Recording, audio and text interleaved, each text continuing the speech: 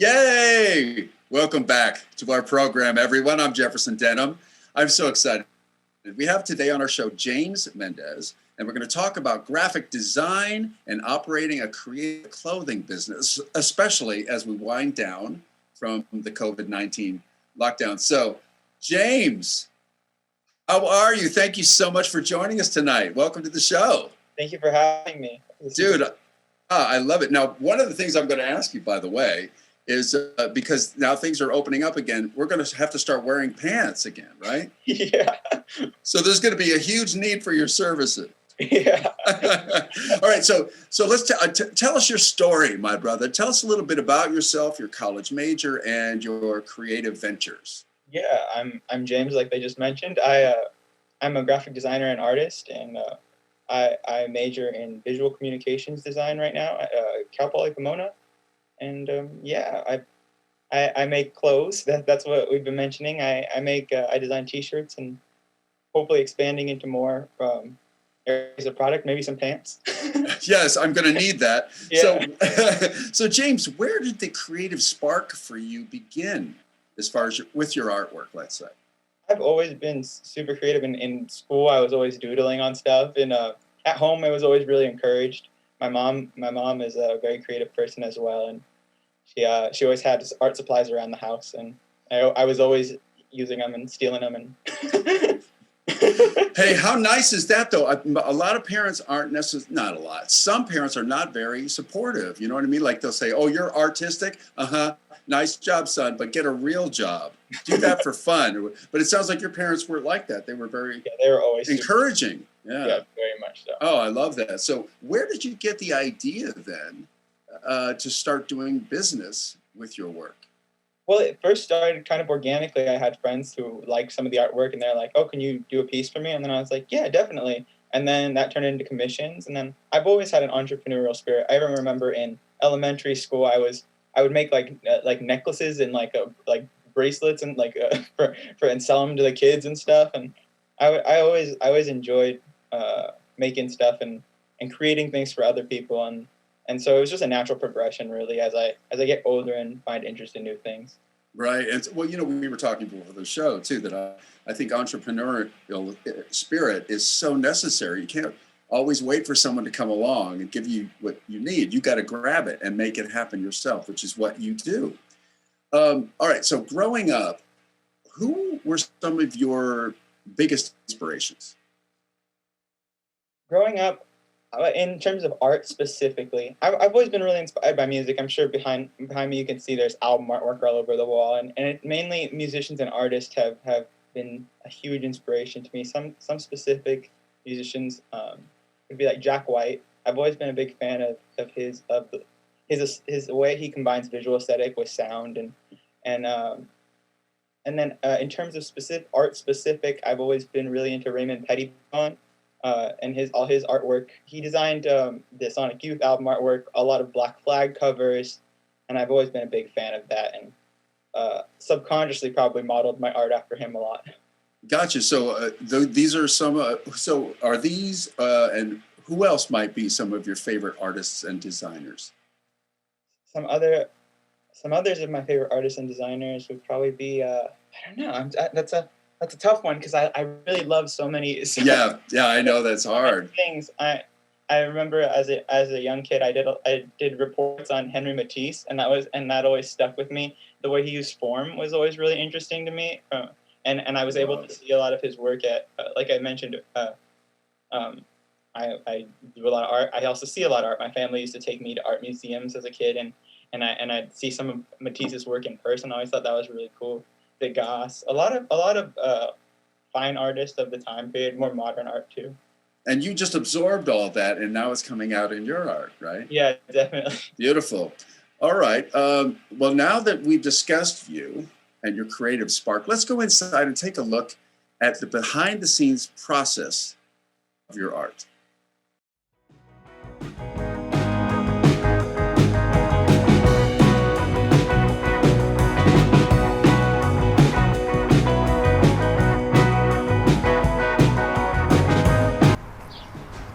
What are you drawing right now?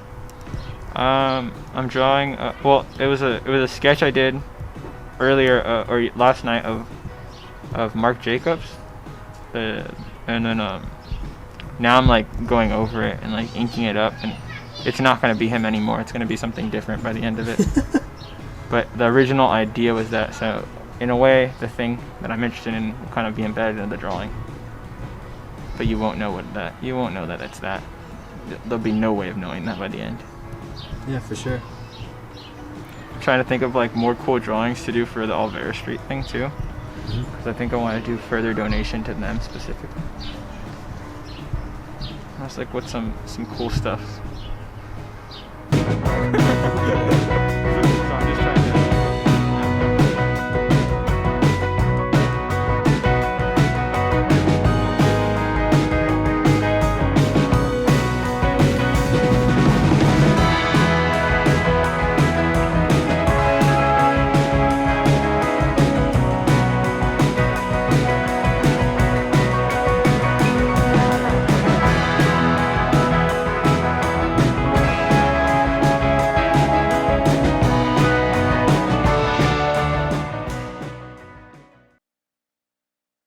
Really good stuff, my friend. Thank You know, we've had a couple of filmmakers on the show tonight. I would love for somebody to help you out and do like a time lapse thing of you creating some art. I just find that fascinating how art is created. So I'm throwing that down for all of our filmmakers if anybody's interested. So we're going to take a quick break. And when we return, James Mendez will discuss how being in graphic design has been impacted by the pandemic. Don't go anywhere. We'll be right back.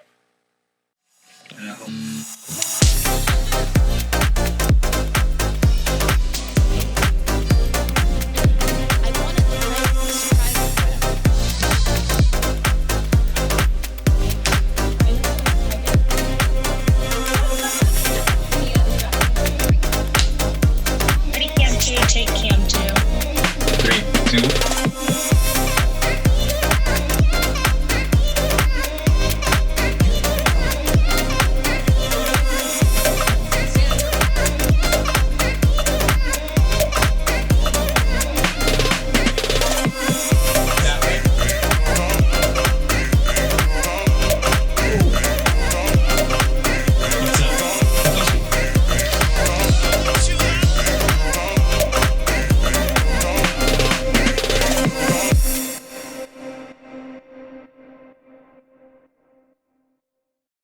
All right, my friend. So welcome back, everybody.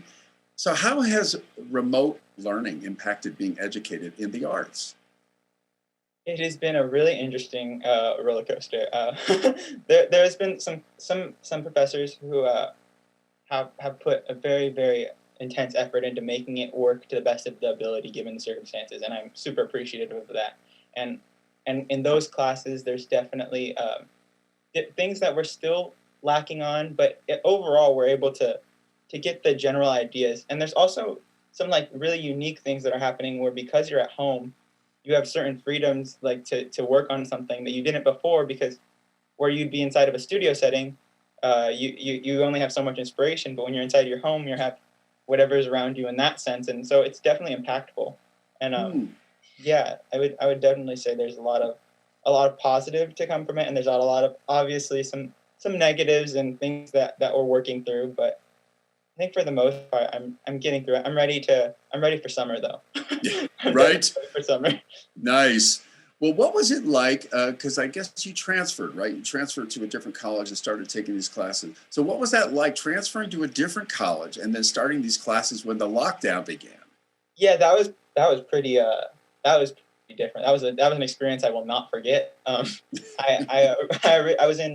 actually graduated from my community college. I got an associate's degree in visual arts from Citrus College in Glendora, and so after that I was like, okay, cool. And then everything arose. Toward the end of that, I was already doing some school at Citrus via Zoom and online stuff, and so then I was like, I don't know what's going to happen this summer. So I was already enrolled in Cal Poly, and I just went through with it. And it was a very interesting experience because a lot of professors were, it was their second semester teaching. So at least they had a little bit of idea of what was going on now, because that end of that last semester, the way the structure was at that school, they were able to gain a lot of information on how to improve.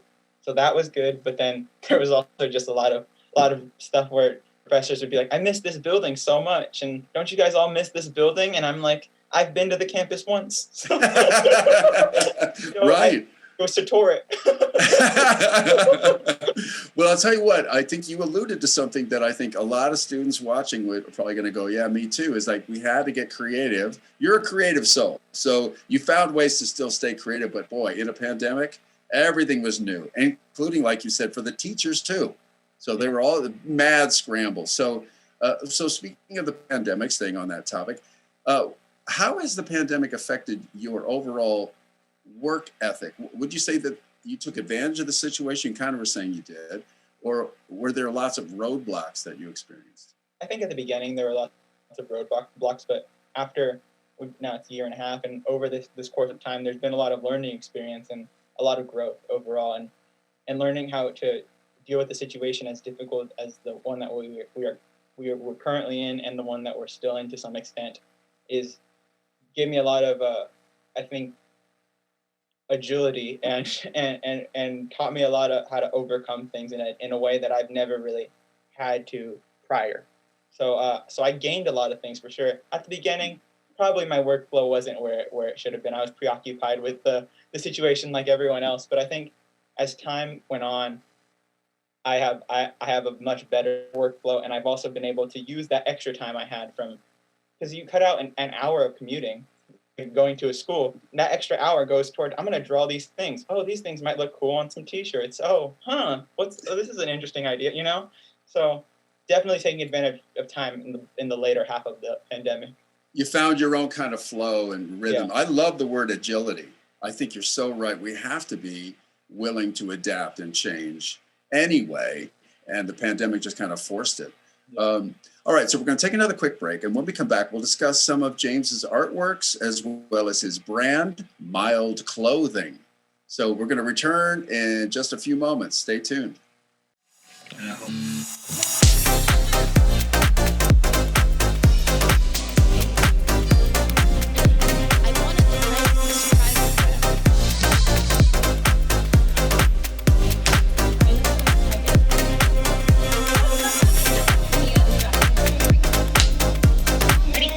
Take cam 2.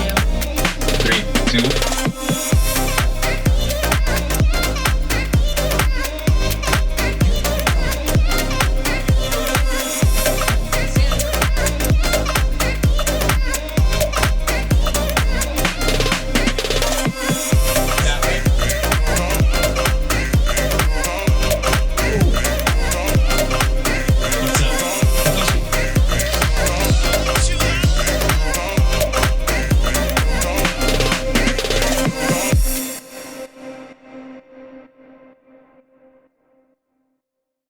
Welcome back, everybody. So for this next segment, we're going to take a look at some of James's pieces that he has translated onto the clothing he designs, which I think is so cool. So this first image is of a bear. So what's its title, and what's the story behind it? Well, with that shirt, the title of it is Osati, so just bear in Spanish. And for that shirt, the whole story around it is, during the midway into the year of last year, my friend, I was selling things on eBay to try and make extra cash here and there. Kind of like I was saying, there's graphic design gigs weren't coming in the same way before, and certain things weren't happening. So I was trying to figure out ways to be agile again and flexible and figure out ways around it. Right. And my buddy was like, he knew I was selling stuff, and he asked me, hey, how about these like stuffed toy bears? My family just has this huge collection. They're like Beanie Babies and then there's like other stuffed animals, all these different types of stuffed animals. Would you be interested in selling some of them on eBay for us, and like we can like divvy up the profits or whatever? I'm like, yeah, sure, that sounds awesome. And then so I'm thinking he has like 5, 6 like nice stuff. I don't know. I didn't know what I was getting into. And, right. Yeah, this is cool. I'll definitely sell these, no problem. At the time, I was selling these like faucet parts that we were getting from distributors. We had all these different little side hustles that I was going on, just trying to fund ideas that I had and stuff like that. So I took it on. Then he finally came over, and obviously social distant and whatnot. And he's like, hey, I have all this stuff. I'm gonna go grab it. I said, okay, cool. He comes back with 2 gallon-sized trash bags of these stuffed toy bears that are like, I have one of them. I can even show you. Okay, because James, you were like, I did not know what I got myself into. It's like these things. Yeah. Okay. Yeah. 2 gallon-sized trash bags. and so I'm like, I don't know if I can. I don't know about this, man. Like, I'll try and get some. I can't log them all just because like some logistical reasonings of how eBay works and all these different websites I was using. It's like the cost versus just didn't work out. So I was like, okay, give me like a fourth of these. And he said, okay, cool. Take these ones, and then I took those, attempted to sell them and everything. But ultimately, that shirt is just supposed to be an homage to that moment. So I just a story around them with things I've been through in the past year, and I have a website as well for all the clothes where you can buy everything, and each one has like a paragraph story describing, and that was one of them, which is just like and what I kind of get to in that little paragraph is just doing all these hustles to try and make your dreams a reality. So you know what I love about that, James, too, is that like you said the words side hustle, which if you're an artist, you've got to have multiple income streams. Absolutely. You just got to have side hustles, right? So before we go any further, can you please tell us the website? It's Mild Clothing, right? Yes, mildclothing.com. Mildclothing.com. Write that down, lovely viewers. Okay, so let's go on to another image. This one is a Mexican vaquero on a horse, right? So let's see this. Yeah. So describe, my friend. Tell us what's going on here. Your inspiration and so forth. Yeah. So for this piece of art, so this is the shirt right here. Right. For this piece of art, it all has to do with my love of Alvera Street, and like as a youth, I would go there a lot with my family, and it was a really wonderful place. And during the pandemic, I really missed it a lot because it was completely closed, and just seeing all the stories that were coming out of it, of like people having to shut down, it was just like really gut wrenching to me and just heartbreaking. And so I wanted to create something that would be an homage to that place. And I remember as a young kid walking through all the shops and going to different little stores, and there was always these really cool really cool imagery of like vaqueros, and there's like even like areas where you could like take pictures with your full outfit on, and like and it was always a fun thing, and it always fascinated me, those pictures. So one night I was like, I think I'm gonna try drawing one of these, and one of these like images from what I remember, and I did a little bit of research, found some references, and got to it. And so the original artwork comes from that, and then as I was working on finding the right pieces to put on the shirts for this first line that I've released, I thought that was a perfect one, and then we wanted to add an element to it so we could give back to Alvera Street. And so for that we a portion of the proceeds from that shirt specifically went back to the Alvera Street Foundation, I believe it's called. Wow. And so with that, it is able to raise money for public events that they have. Because originally it was funded by the city, those public events, but eventually that stopped. And then so they started having fundraisers, and then during the pandemic, they've been using that money to try and help vendors and promote just promote business despite the circumstances. So we were able to raise money for that with that shirt. And so, first of all, wow! I think this displays your tremendous heart. So, wow, what a cool story. Now, do all of your art pieces, do they have, like, if you go to the website, Mild Clothing, do they all talk about how you formulate your ideas, what inspired you to make each piece? Yeah, definitely.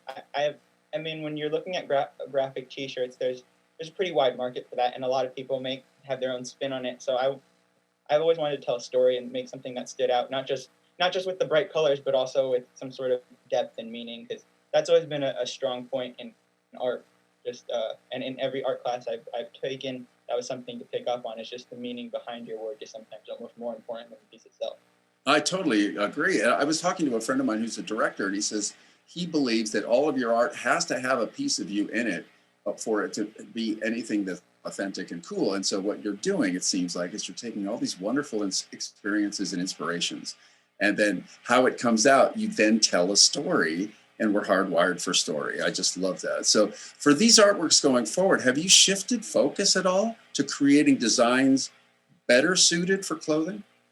Yeah, to some extent, and more so better suited for the next idea. So the next concept of the line. So a lot of my artworks are these. I primarily work with just like black ink, and so a lot of my artworks are just these two-dimensional contrasting images with different sorts of shading and whatnot, and so those always lended themselves really well to a graphic print, because it's a one color screen if you're thinking about it as printing out your image and whatnot. So with this collection, it's like, what ideas do I have that could be cohesive and create something that'll be just as interesting as the last collection and still have a piece of myself in it, but bring something new to the show. So with artworks I'm working on now, I'm kind of, whereas before some of them I would associate stories, like there was, like for the Vaquero one, for instance, there was a story with the art piece, and then as I developed the product, I was able to attach the story and make it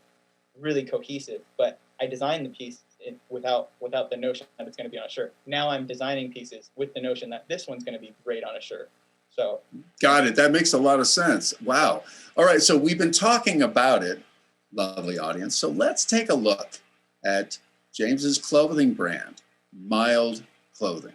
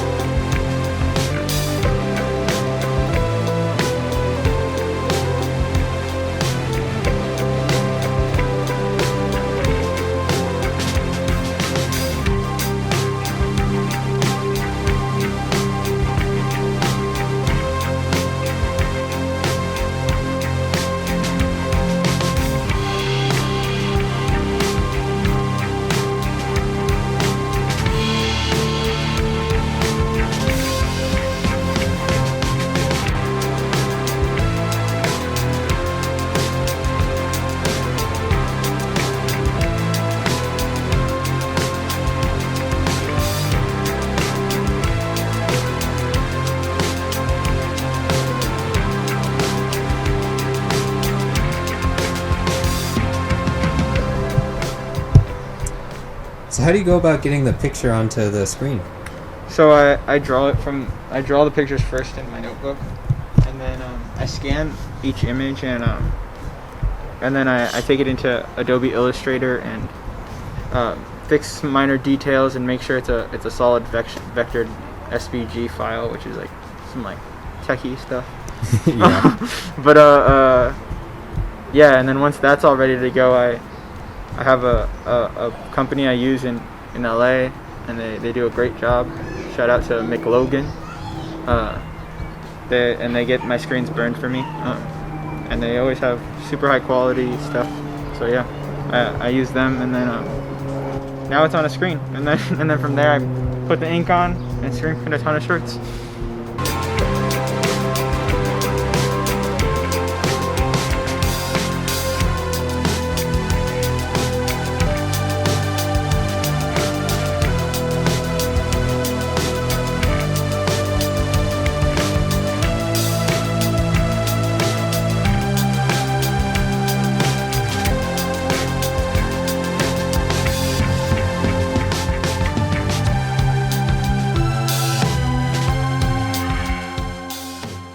Love it. So again, those of you watching, go to mildclothing.com. Check out all that work. So James, what upcoming projects or ideas do you have for this year? So this year I'm working on music as well, and I also have a podcast with my friend where we interview local artists and musicians within LA, and we're slowly expanding guests all over the country. So that's really exciting, and then working on this next line for summer for the shirts, and we might do a couple restocks of some T-shirts from the previous line before. But yeah, those are the main things that we're working on right now. Beautiful. All right. So finally, what would you like to say to those who are maybe interested in pursuing graphic design and running a small business? I would say go for it. I mean, use Google as your as your personal assistant and push for it. Do those side hustles to get the capital to make it happen. And yeah, that's what I could definitely suggest. And if Beautiful. you're really interested in just graphic design in general, doing research and choosing, if you're in school, choosing majors that have to do with graphic design, but also taking fundamental art courses as well can really inform the decisions you make in both categories, and can make you a more give you a wider array of skill sets that can be very beneficial and work hand in hand. Right. Foundational art classes, and then you can see where it goes from there. That's great advice, my friend. So can you tell us how we can find your podcast? Yeah, it's called The Backyard Show, and it's on. You can find it on Instagram. It's on Spotify and Apple Podcasts. And beautiful. The The Backyard Show. We film it. We shoot it all in my backyard. So. So I'm sorry. You said it's on the website is what? It's called thebackyardshow.com. All right, folks. So mildclothing.com, thebackyardshow.com. Check that out. Support our good friend James. So that brings an end to our segment. I'd like to thank our awesome guest, James Mendez, again for coming on to our show to discuss being an artist as well as an entrepreneur. James, thanks so much, man, for being with us. Yeah, for sure. Thank you for having me. You bet. So thank you for watching Beach Variety Fashion and Graphic Design. I'm Jefferson Denham. So thanks for watching our new special Beach Variety brought to you by the broadcast production students at Cal State Long Beach. We'd like to once again thank all of our guests for joining us today. I hope you have had some fun today and learned something along the way. I know I have. So thanks again for being with us, and we'll look forward to seeing you next time.